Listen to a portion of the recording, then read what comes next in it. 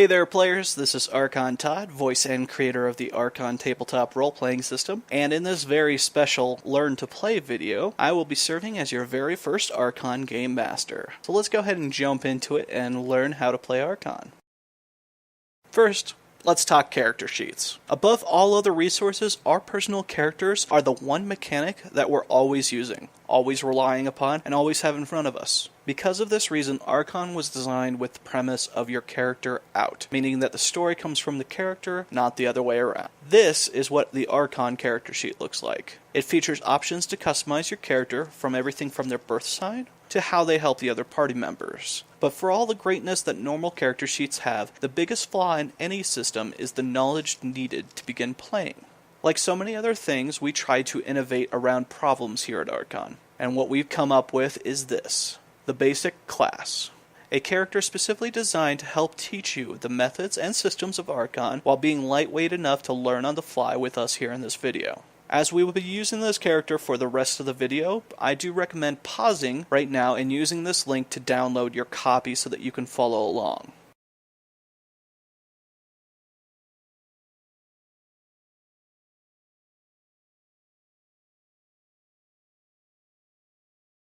Alright, now that you have your character sheet in front of you, we'll begin by introducing the specifics behind the sheet and what you can and cannot expect to transition into your full character. First, this is our Archon title, a common scene on the first page of every Archon character. In this area, we often offer 3 fields of highly useful info. The first field is the class name. The class name serves as a memory mechanism that will help you remember what class has what powers. It will also give you an insight into the idea behind the class. This one indicates a basic attacker, simply implying that it is a basic character in the role of an attacker. Most class names begin with the and then introduce an identifier afterwards, such as the Templar or the Berserker. The next field that we have is our challenge rating. This is a numeric value, usually represented between 1 and 5, that represents how complicated a character is to play. Now, complications can come from either highly complicated mechanics, to resources, to powers, to a great deal of extra tracking. Regardless, they're all graded on a 1 to 5 scale, with 1 being the easiest and 5 being extremely complicated characters. 3 is the minimum number that we use to represent any class that has a mandatory dot in their class spec. This character sheet has a 0 on it. Our basic characters are by far the simplest things you can play. They have no growth or customization included in them, which takes off a lot of complication to the character.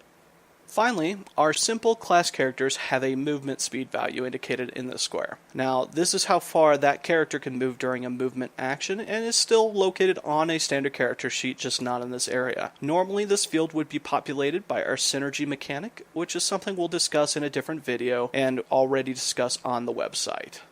The next section is attributes. Power is an attribute that determines how much damage is added to your attacks. Now, normal character sheets use either strength, agility, intelligence, or charisma to determine how much damage you're going to be doing, but for simplicity, we shortened it down to just this one to make it a little bit easier to learn. Health, or hit points, is how many points of damage your character can take before they're defeated. Now, your character, your allies, and your enemies all have a total number of hit points. Normally, this stat is determined by the creature's size and how much endurance they have, but to simplify things, we're just going to use health. Defense is an attribute that hasn't been changed and works exactly the same from simple to normal characters. This value is how much damage you reduce all incoming damage by. It's relatively straightforward and known in most other systems as damage resistance. Defense also serves an additional benefit to tanks, but we will talk about that in a different video. Charisma is also an attribute that is the same as a normal character. Some classes will use Charisma as damage stat, but all classes use it for role-playing skill checks. We go into exactly what skill checks are a little bit later in this video. Finally, I'm sure you're wondering, what do all these stats mean? This basic attacker has 20 of 36 points put into power, meaning that their primary focus is clearly damage. Their relatively low health is offset a little bit by their average defense, which means that they can take multiple hits from weaker foes without dropping. Their moderately low charisma means that the social interactions for this character will either be very difficult or will require a very skilled player. The last section we have on our sheet is the single attack power for this class, known as the Basic A. As we look closer at this power, we can see some very important information. The identifier underneath the title, where it says the basic A, reads as 7F. This means that this ability costs 7 flow to use. Flow is Archon's initiative system and allows a player to customize their playstyle greatly. They can choose to take longer actions and deal more damage, or take shorter actions and deal less damage. Both have ups and downs, but we'll get into exactly how flow works in our combat section. Now below this, we have the words no CD. No, this is not a reference to compact disc. CD in this case refers to cooldown, meaning that the amount of time that has to pass before a power can be used again. This is also represented as a flow value, but is a slightly more complicated mechanic, and we will discuss it in a different video. Next, we see the words melee 1. This is the range field. How many squares between you and your target you can be before you can actually use this ability on them. The range of your power is either represented by the word melee or ranged, and it is followed by a number indicating the number of squares. So, for an example, we could have melee 1 like we do, or range 7, meaning that we would have 7 squares between us and the target that we could use to power on them. In a separate video, we will discuss the very specific benefits that both range and melee options use, but for now, we're just going to stick with what we have. Below the range field, we have the words no cost. Standard Archon characters use a resource system that requires them to build and expend resources in various different ways. This resource system brings unique gameplay to a character and affects which powers they can use and when. Because of the complexity of the system, it too is being left off of our simple characters. Usually this field would be populated by a number though. Next, we have the effects area, meaning what happens when the player uses this ability. This ability will deal power plus 6d6 dice worth of damage, and gains the ability to use one of the upgrades with their attack. Since we know that power score is 20, it's already populated in there, meaning that this attack does 20 plus 66 damage. Archon uses a lot of dice because, well, let's face it, dice are fun. Lots of dice can be daunting to count though, so we recommend that when you count out your dice after rolling them, you push them into sets of 10, and that will make your math much easier.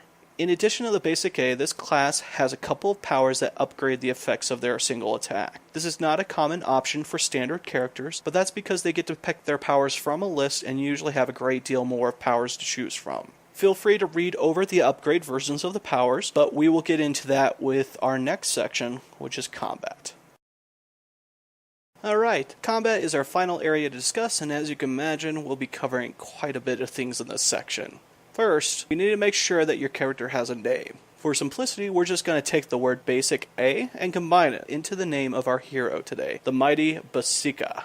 We join our hero, Basika, midway through the journey from the port town of Vorhatten to the bustling metropolis of Angelus. Basika has found a well-worn road leading through the lands of Verdun, when all of a sudden, Basika spots a group of trees that bring tears to the great hero's eyes. What beautiful trees, Basika thinks. I should chop one down and take it with me.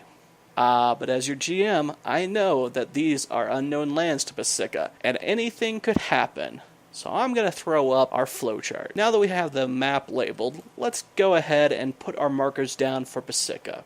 We're going to use a red icon for the location of tracking it, and then we're also going to put a red icon on our flowchart to track where we're at in flow. Basika must first move to get over to those trees. Looking at your character sheet, how fast does Basika move?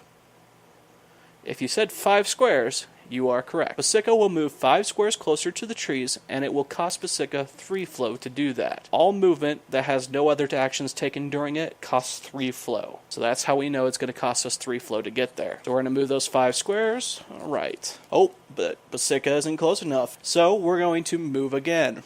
And when we get up to those trees this time, Basika is going to look them over very closely and try to identify which tree would be easiest to chop down. This means that Basika would be normally making an intelligence-based check, and since our power is the combined form of intelligence plus a bunch of other stats, we will roll power in its place. Skill checks cost 5 flow, and are your score in the attribute plus 1d6, meaning 1 dice of 6-sided. Since Basika is using a skill check, in addition to movement, the movement is considered free and does not cost any flow. So we're just going to move Basika 5 flow for the use of the skill check in addition to the move action. So, with a 20 skill plus the 3 we rolled, our total for this check is 23. That's a very high score, and Basika will easily find the best tree and even the best spot to hack at it. Basika spends the next turn making a strength-based skill check, or in its place a power plus 1d6 chopping down the tree. With the success of the intelligence check before, or power once again, Basika easily fells the tree in one action. This will once again be a skill check which costs 5 flow, regardless of the movement. At last, Basika has the tree, but wait. Uh-oh. An unsavory, brony creature climbs up for the nearby rock. Hey,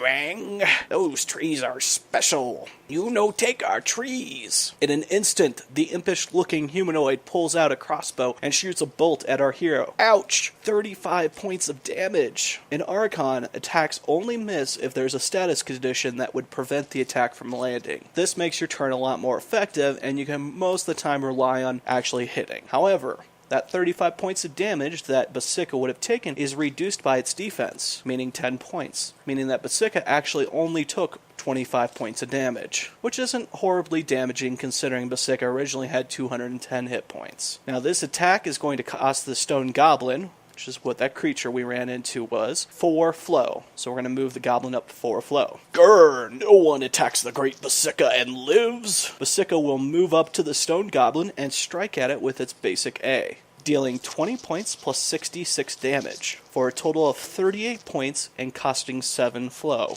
You are a nasty creature. I shall kill you, O horrible Basika. The stone goblin drops its crossbows and tears into Basika's flesh with its claws. Ouch! 40 more points of damage. Once again, we're going to reduce that damage by your defense, which is 10. And it's going to reduce that down to 30 points of damage. And the stone goblin is going to move another 4 flow.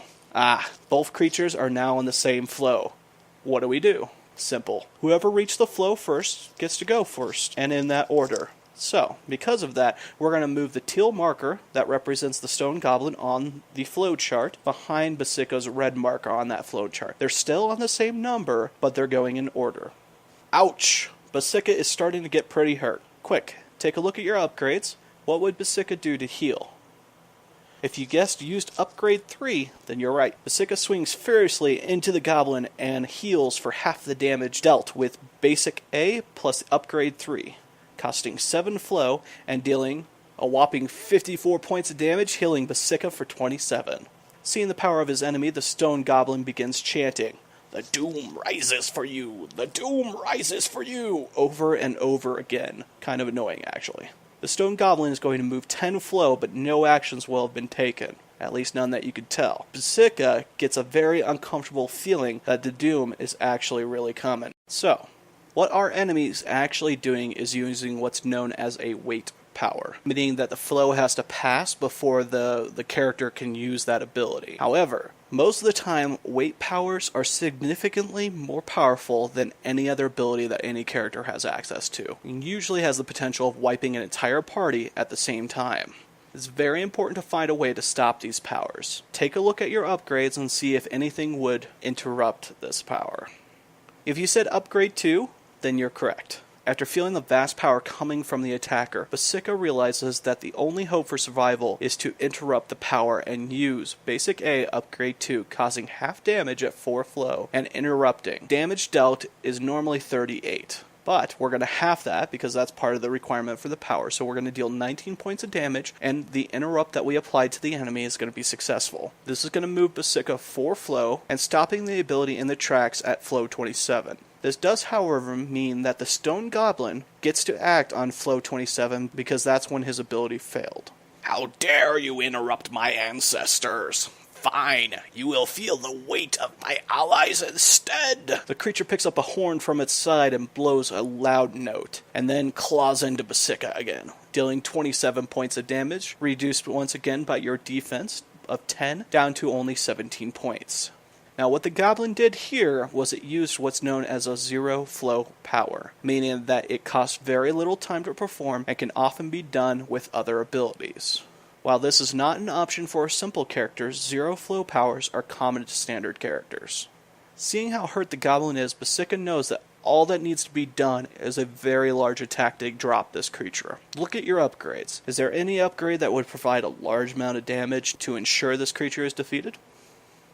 If you guessed upgrade 1, you are correct. Basika strikes the stone goblin with basic A upgrade 1, dealing double damage at 9 flow. Normal damage from the attack rolled out to 42 damage, doubling it to 84 points of damage. The massive attack drops the stone goblin down and moves our hero 9 flow. Too late though. Another stone goblin appears with crossbow drawn, and more look to be arriving soon. But the distance is too great to use basic A on the enemy. Yep, you guessed it. We're going to use our last upgrade, upgrade 4, which allows us to turn our basic A into a ranged attack and slow our enemy from getting close to us. And Basika will move away from the spot that the enemies are coming in during this attack. The attack is going to hit and deal 32 points of damage, and it's going to cost 7 flow to perform. Blue is slowed, so it's only going to move 2 squares, but it does still have its crossbow, which has significant distance. Another bolt hits our hero. This bolt hits hard. We take 80 points of damage.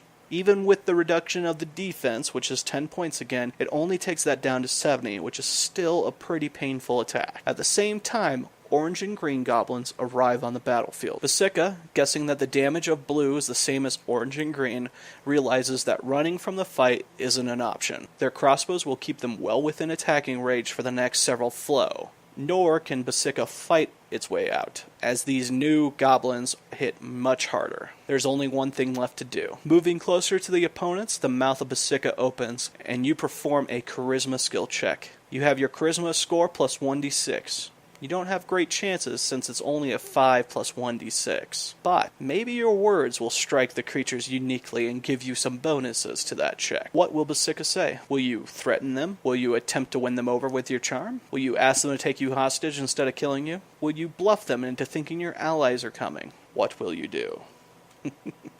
And that's the end of our Learn to Play video. You should now have a solid understanding of the basics of Archon. Please continue on to our website to view the additional information and the various customization options our standard characters have, and gander through the classes to find the one you really want to play most. Tell your friends and family about Archon. The more you read and play, the more I think you're going to realize that this system supports some amazing gameplay. And don't forget to participate with our Facebook and Twitter feeds, as we will be pushing out questions to all of you to help decide which direction Archon will grow. Thank you for taking the time to view this video. Have an excellent one, and I'll see you out there.